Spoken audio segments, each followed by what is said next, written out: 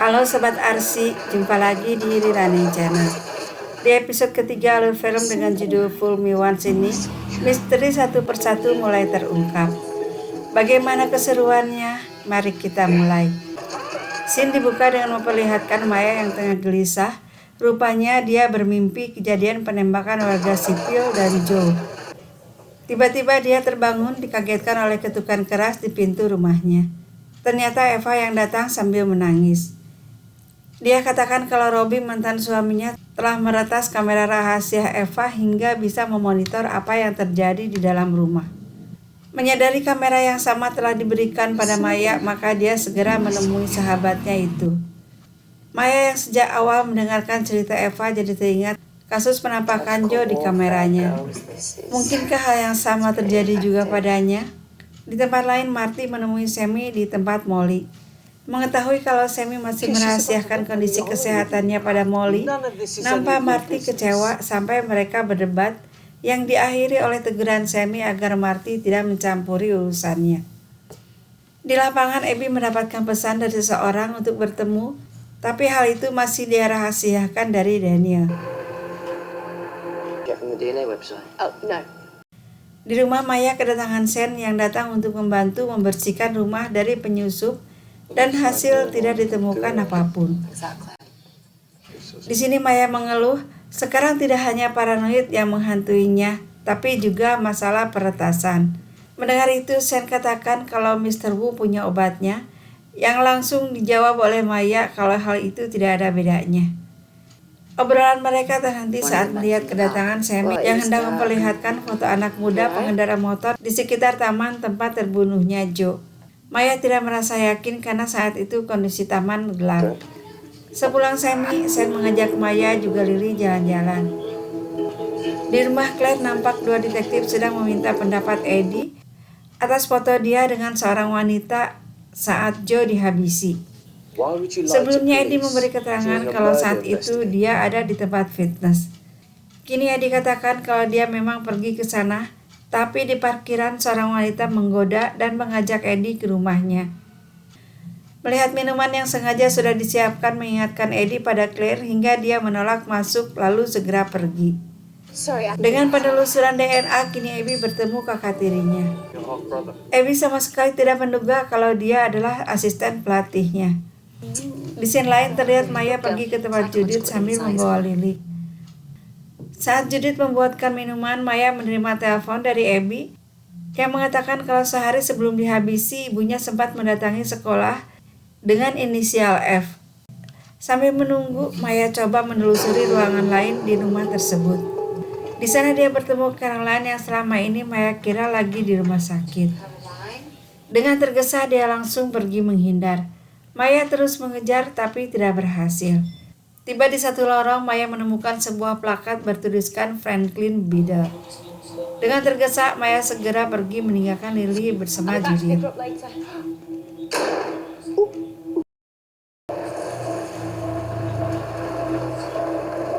Di rumah sakit terlihat Sammy sedang berada di ruang tunggu ditemani Nicole.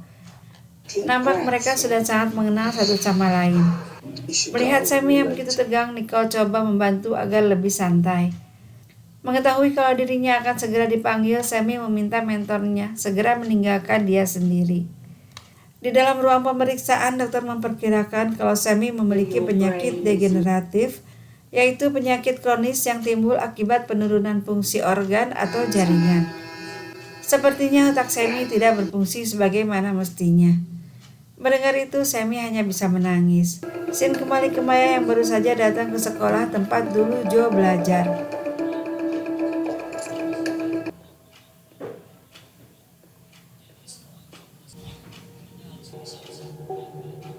Halo. Dia bertemu kepala sekolah dan menanyakan isi percakapan antara dia dan Claire.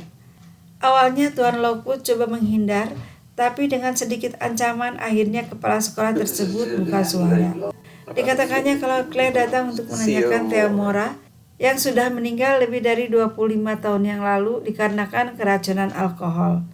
Tuan Lockwood heran kenapa Joe tidak bercerita padahal mereka bersahabat. Di sini juga Maya baru mengetahui kalau selain Andrew dan Joe, ada Christopher Swain dalam yak pada saat Andrew bunuh diri. Setelah merasa cukup, Maya segera keluar sambil mencari alamat Theomora. Tiba-tiba Eddie menelpon menanyakan keberadaan Abby putrinya. Di scene lain diperlihatkan Sammy dengan gontai memasuki sebuah gereja. Menyadari pernikahannya semakin dekat membuat Sammy sangat tertekan hingga penyakitnya kambuh. Tiba di sebuah rumah, Maya diterima wanita setengah baya yang ternyata ibu Theo. Darinya Maya mendapatkan informasi kalau ayah Theo hanyalah seorang tukang kebun, tapi Theo dan kakaknya yang sekarang jadi dokter bedah adalah anak berprestasi hingga bisa masuk sekolah favorit seperti Franklin Beda. Theo yang dinyatakan meninggal karena keracunan alkohol membuat orang tuanya heran karena Theo bukanlah seorang peminum. Tapi apa boleh buat, pihak sekolah tidak peduli. Mereka menganggap orang Theo seperti orang bodoh. Nyonya Javier menyukai Andrew yang menangis di pemakaman putranya. Dia juga mengetahui kalau Andrew bunuh diri. Menurutnya rasa duka tidak akan mendorong seseorang bunuh diri. Hanya rasa bersalahlah yang memungkinkan hal itu terjadi. Selesai dengan Nyonya Javier atau Ibu Theo, Maya menerima pesan dari Cory untuk bertemu. Dia memberitahu kalau Tommy Dark masih belum ditemukan. Tapi 1 bulan yang lalu diketahui dia gagal membayar uang penyimpanan.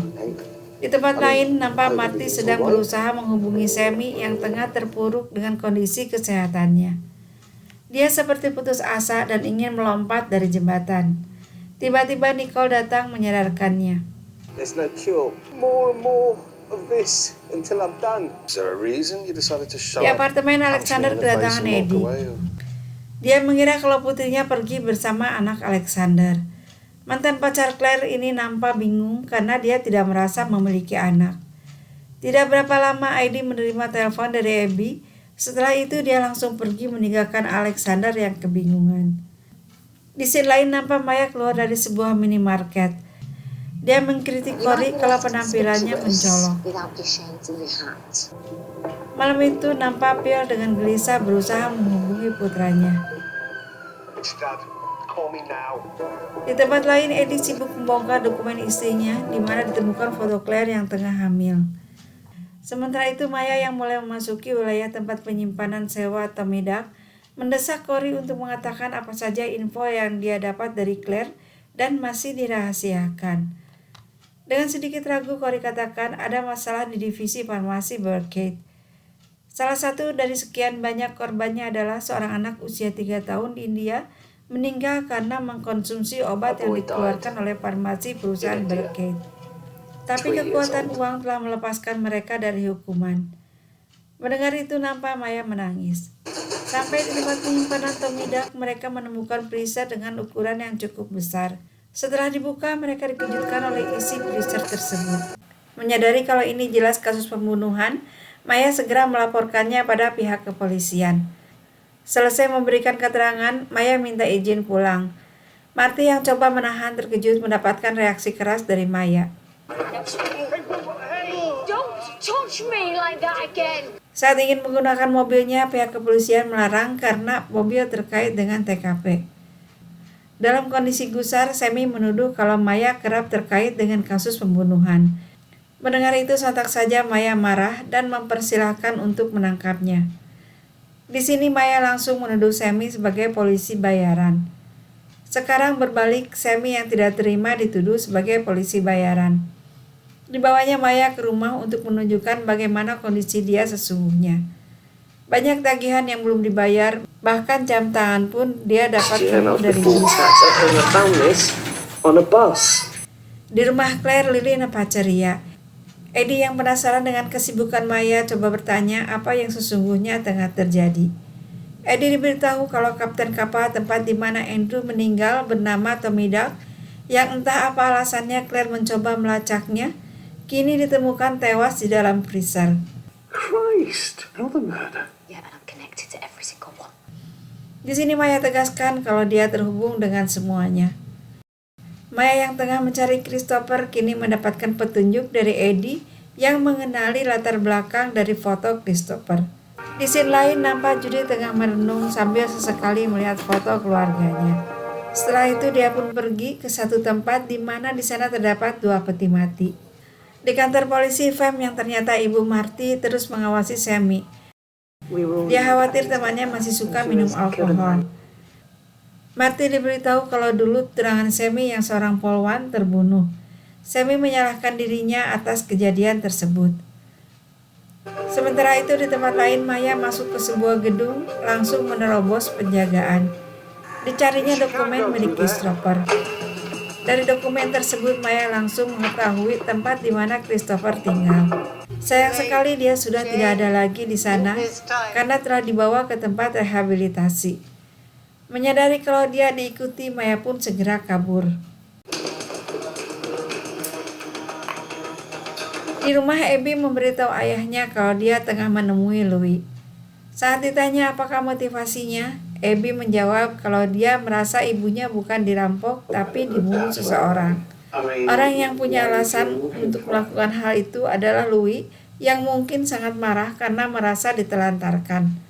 Mendengar itu, Eddie katakan apapun yang terjadi, ayah yakin dia tidak terlibat. Pada sebuah perkumpulan, Sammy mengungkapkan rasa takut andai saja kematian itu datang, maka dia akan meninggalkan orang yang dicintainya dalam kesulitan.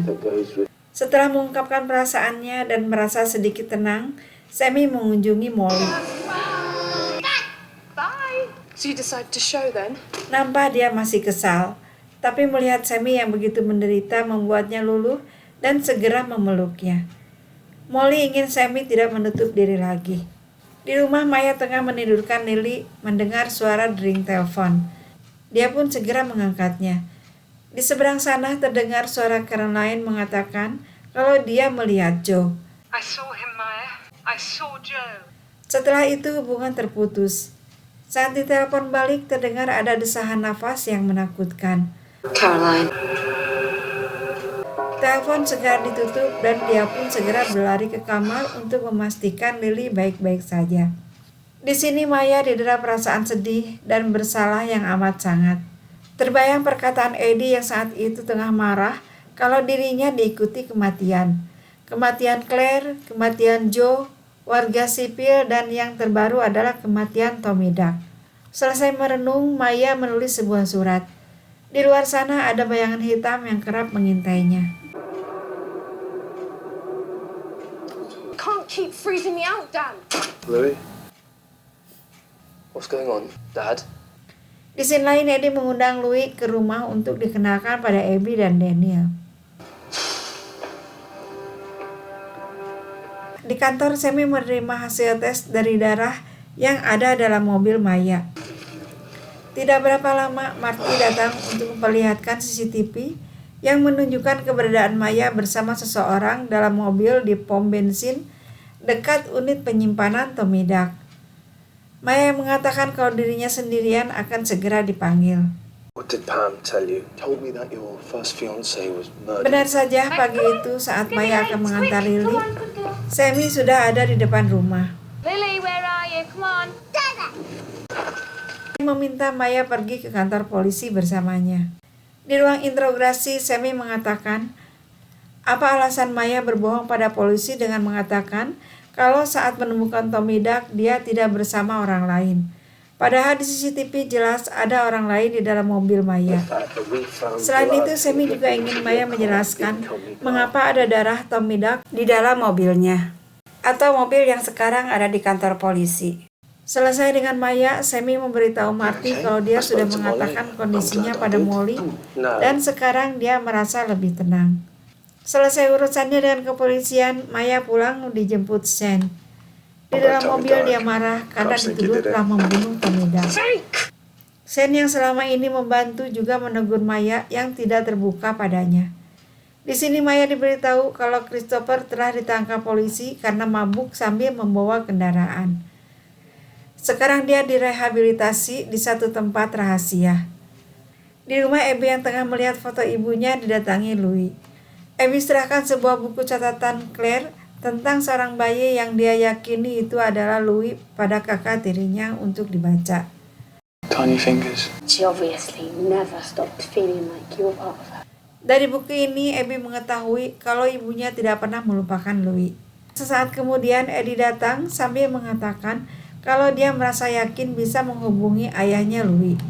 Mendengar itu, nampak dia senang. Di kantor polisi, Sammy menemukan ada orang yang secara resmi meminjam peluru yang digunakan menghabisi Claire. Sesaat kemudian, kantor geger karena sistem mereka telah diretas orang yang Sammy yakin itu adalah Corey. Tanpa menunggu Marty kembali, Sammy langsung pergi mencari Corey. Tentu saja hal ini membuat Marty sangat khawatir.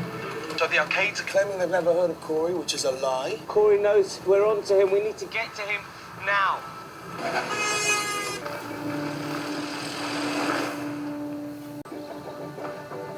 Sampai di sebuah hutan kecil, Sammy terus mencari sementara di sisi lain Corey tengah memantaunya. Judith?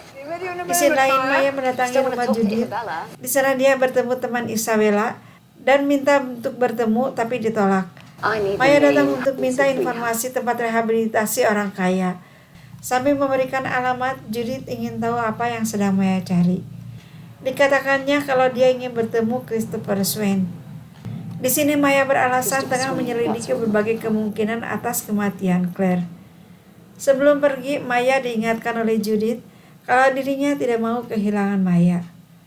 Saat Maya menuju tempat rehabilitasi, Sen menelpon dan menanyakan keberadaan Maya. Dia ingin bertemu, tapi Maya tidak bisa. Dia baru bisa menemui Sen esok hari. Dengan mengatasnamakan Judith, Maya berhasil masuk. Di sana dia bertemu Christopher. Joe killed Andrew. He murdered his own brother. Dengan ketakutan, Christopher katakan kalau Joe telah membunuh Andrew. Mendengar itu, Maya tidak bisa berkata apa-apa lagi. Demikianlah Sobat Arsy, misteri mulai terungkap satu persatu.